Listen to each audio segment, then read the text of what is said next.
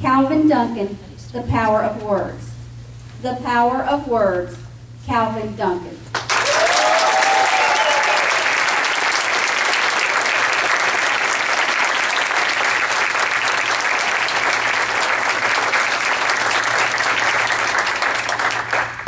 There's an old familiar saying, sticks and stones may break my bones. But what? Do you believe that? Contest master, fellow Toastmasters, and anyone who believes in the power of words. Words have power. They can build you up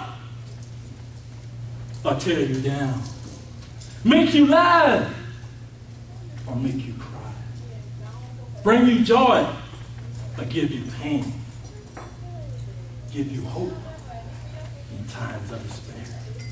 Many of us don't understand the power of words. I know all about the power of words. I can remember being a young boy hanging on every single word my grandmother uttered. She would constantly flood me with words of praise and promise. You can do it. Keep trying. Never give up. And there's one profound statement that my grandmother made that I will never forget. While balancing her large frame on a sturdy cane, she said, boy, you can do anything you want. I believed her then, and I believe her now. And today, when I embark upon uncharted territories or face difficult challenges, I always call on the words of my grandma. And they give me strength and courage to continue on. Words have power. But beware. Just as words can empower, encourage, and inspire, they can also deflate, debilitate, and destroy. Have you ever been teased? I was. Look at me. Can you guess what I was teased for? Now, I know some of you are saying there's a whole lot of options, Cal.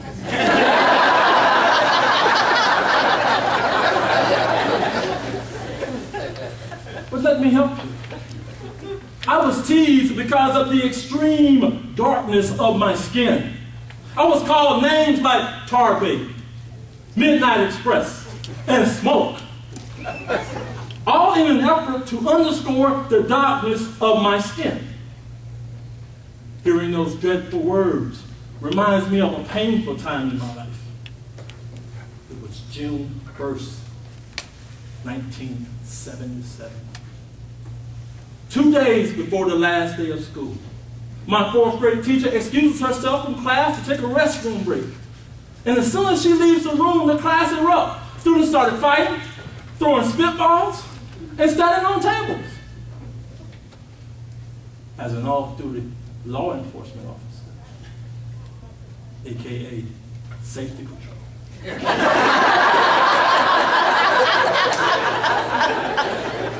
I felt obligated to take control of the situation.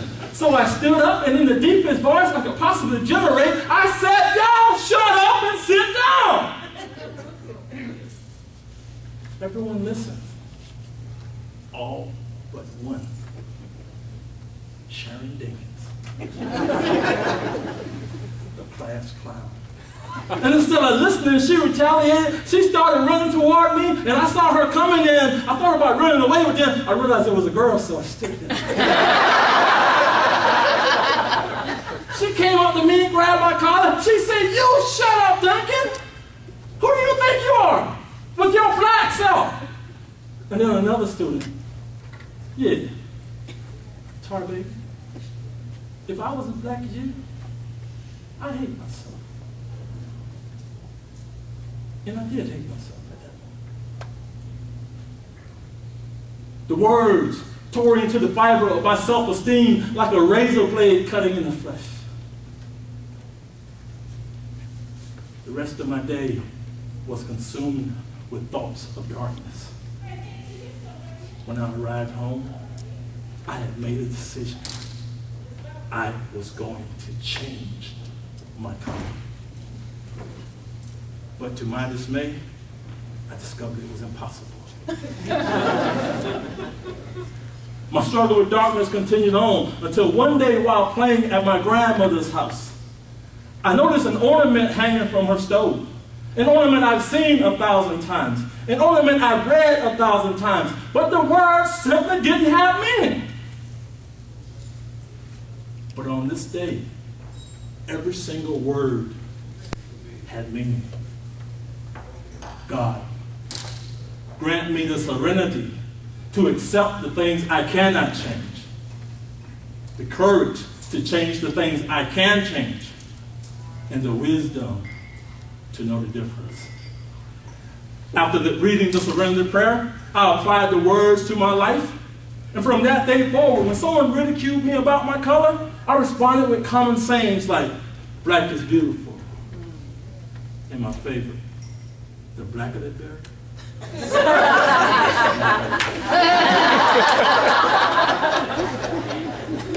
Words have power. It was the words of my grandma that made me feel like I could do anything. It was the words of my classmates that took me to an all-time low.